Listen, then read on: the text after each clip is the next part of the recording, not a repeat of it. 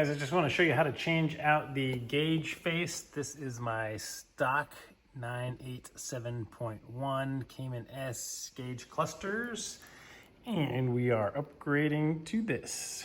I'll put a link to this company in the description. Gauge faces, they provided this for me. I have my Powered by Flat 6 Innovations Stage 2. I have my channel logo over here. I have my matching stripe here. They'll do whatever you want. You just let them know and they will take care of it. First step, we just want to disconnect the negative terminal. Just a 10mm, removed it. I 3D printed this little block that you can put over the terminals, pretty handy. Right under the steering wheel, there are two holes, one on each side. Just use a T10 and unscrew the two screws. This is what they look like. All right, with them removed, you can just lift this little top cover up and then gently pull it out towards you. You can see that there's some clips in the back of it, holding it in place. All right, so these four little clips in here, you can see I already unclipped this one. I'm just using my same 10mm.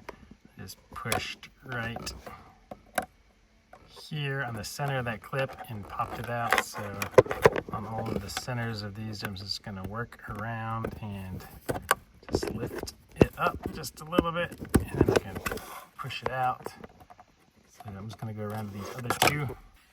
All right, with all four of them loose, this will come out. It'll just have a little electrical connector still attached. I'm just going to gently dangle that over here, and now you can see those clips for this piece. All right, so if you look from under here, I don't know if you will be able to see it from here. You see that little, it's a tiny little white piece of elastic right at the corner here that stretches under there, and it's just on a hook. You'll be able to see it better when you look at it. You can unhook that, and that's how this thing is attached. There's one on each side. All right, so let's reach in and unhook this. So here's what they look like, just a hole in them that went over the hook.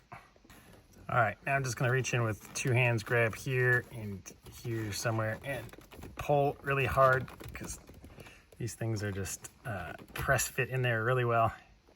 All right, with this movable now, you will be able to see the two T20 screws. Let's see if I can show you.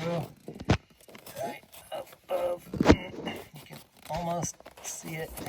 All right, so I got my tool on them, so they're right up there in the corner. You will be able to feel them, and it'll drop into place and remove both of them.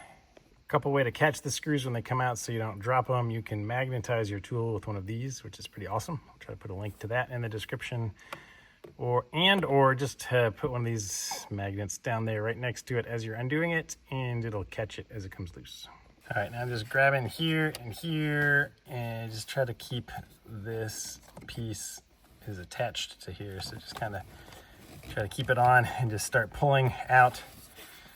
It is on there really hard. All right, I've been fighting it for a couple minutes, and it just went pop. Popped out on this side a little bit.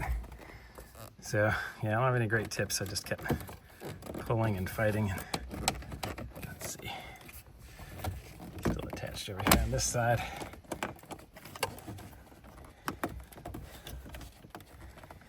So you can see these two big long pieces go in there. So they're just coming straight out.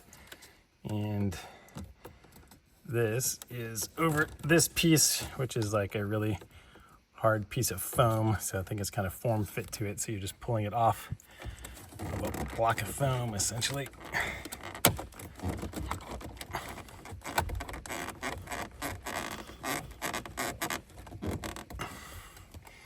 I just keep working that off. As soon as I turn the camera off, that one popped out too. So this is what you got. There's our two things we released. Those yellow circles are where the screws were that we removed. So to me, yeah, I don't think those screws were holding this in any way. So I think the key is remove this thing first, and then it's easy to get to where those screws are. And now above the screws there should be two clips that are pressed in. So this is a separate piece, so be careful with this top piece. But I think if we grab our gauge and pull it towards us now. All right, so I was just able to grab the gauge faces and pull them towards me and wiggle them out. This was catching a little bit on here. This part comes up. I did not have to pull or remove any of this top piece. I was just able to gently work it out here, and there is one connector on the back. We have to disconnect. It's one of these weird guys. It's got like a little lever you pull down. I'll show you when I get it out of here. All right, here's a view of the back of it. The way it works is you can see this little blue ribbed piece is what locks it and keeps that tab up. So you just have to push in a little bit on that with my thumbnail.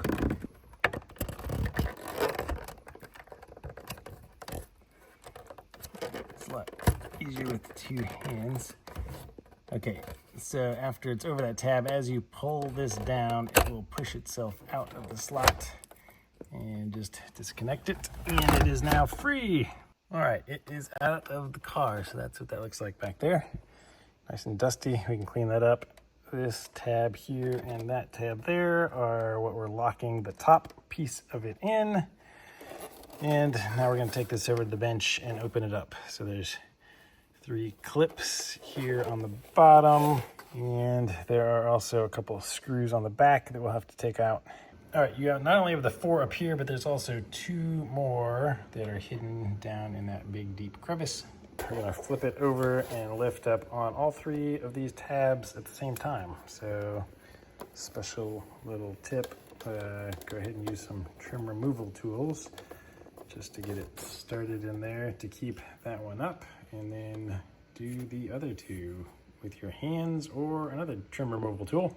All right, so these little rubber guys have a little hole in the bottom that goes on over this little detent. You can just pull them straight off. So you gotta pull these both off, just like that. And even though I have it started, it's still super tough and it's not coming apart. But what I hear is you just have to keep pulling it pretty hard because there are clips at the top too, and they will just pop out and come undone when you pull it apart. Yeah, I pretty much just had to brute force this thing. It finally popped open this far. I'm gonna pull it off the rest of the way. Yep, got it. Here are the clips on the top that you can't really get to from the top. You just have to pull until it comes apart. All right, now we got to remove these needles on here. The way I saw somebody do it was by rotating them counterclockwise until they lift it off.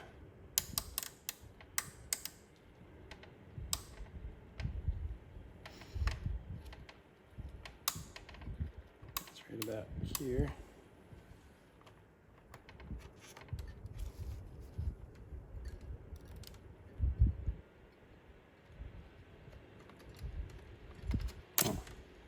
All right. So this is what one of our gauges look like.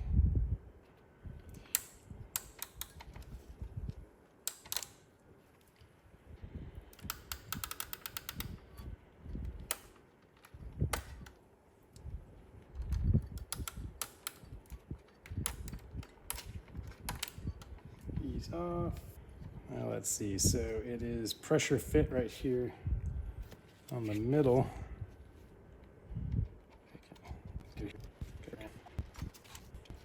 That's stucker than I had assumed it would be. It doesn't feel right. It feels like it's actually clipped on there and I'm bending the face. Yep, so after doing some more research, these are actually clips on the front holding this thing on, so we're gonna have to go in deeper. We have to remove this whole piece, and with some tweezers, we're gonna have to remove this ribbon cable.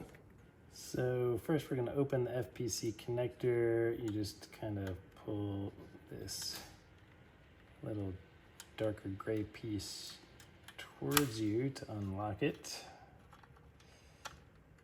Do that.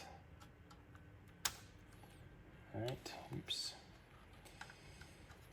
It is unlocked and then some. I pulled it out all the way, and then the ribbon cable is going to come out. I'll try to leave him there. All right, now this board should just lift straight up.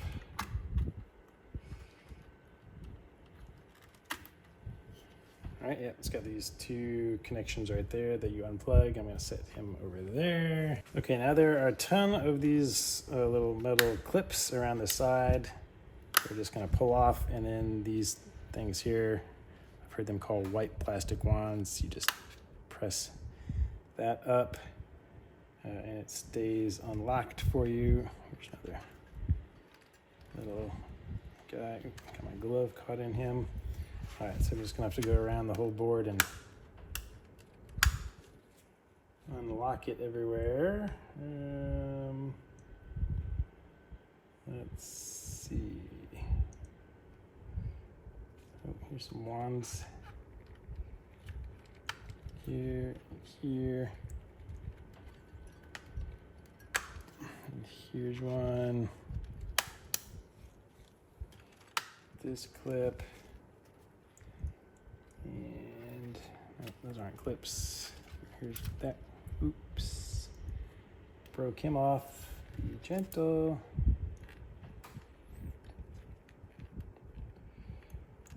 Okay, that one. That thing's already.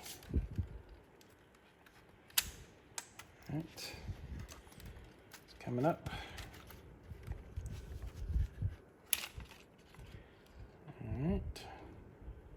Set him aside. Okay, now there's 4 tiny little springs that go in here. We're gonna take these springs out. Don't lose those.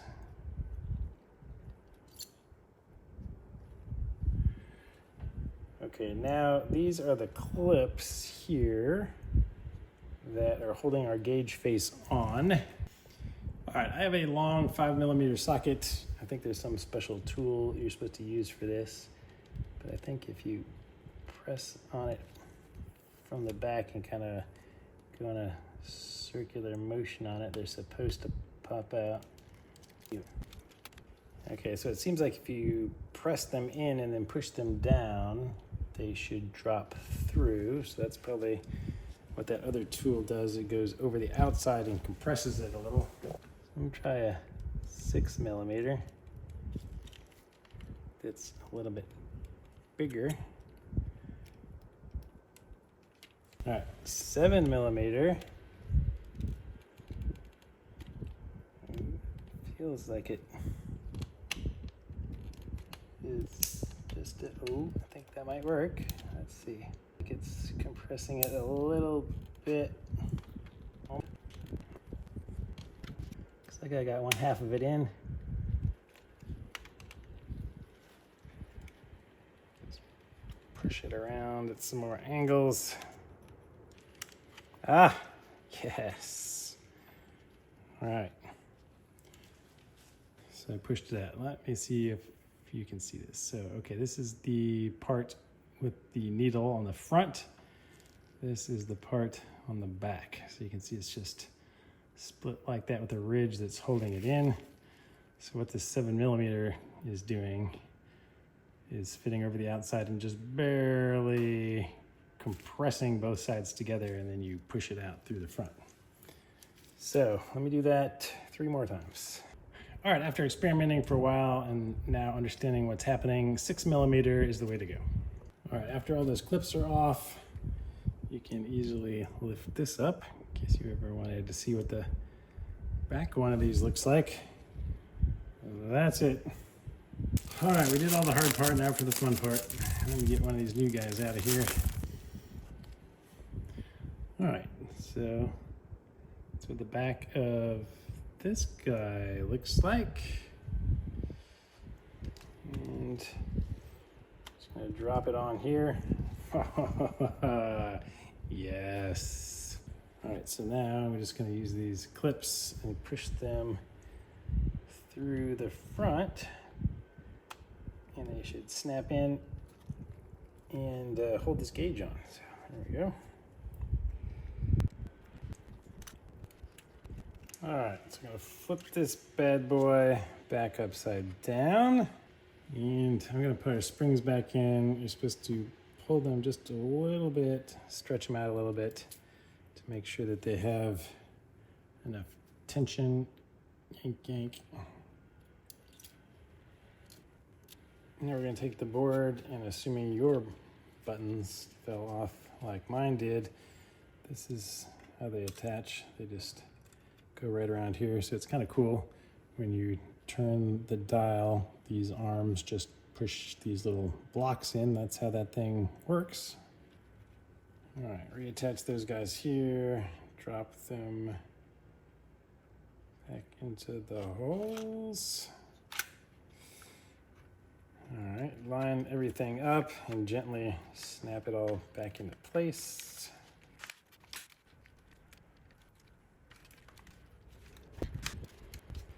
All right, we gotta take our little board back. These posts go through the holes.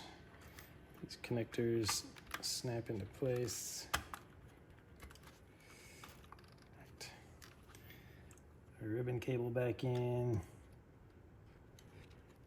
Feel it insert and go in a little bit, and then when it's in as far as it goes, just gonna squeeze that connector back closed. And if it's installed, that should be nice and snug. All right, let's put our needles back on now. All right, there's a special tool that helps us put them back at the right depth, but I don't have that tool, so hopefully that's the right tool. And then we're supposed to rotate them so they're in their correct position, which is just barely below 0. Okay. All right, that one stops there, so that's good.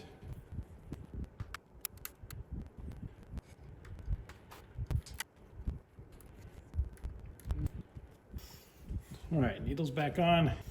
All right, now we're just gonna take this and drop it back into the rear part. And then take the front part.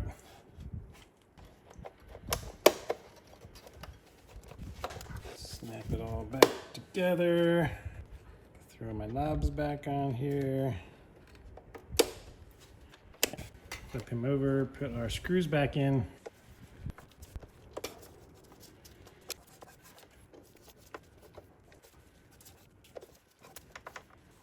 Ta-da! All right, so installation should just be the opposite of removal. We're just going to drop this back in here and make sure you connect your little electrical connection, and then snap it into place, put the 2 bolts in, put all your trim back on, and we're good to go.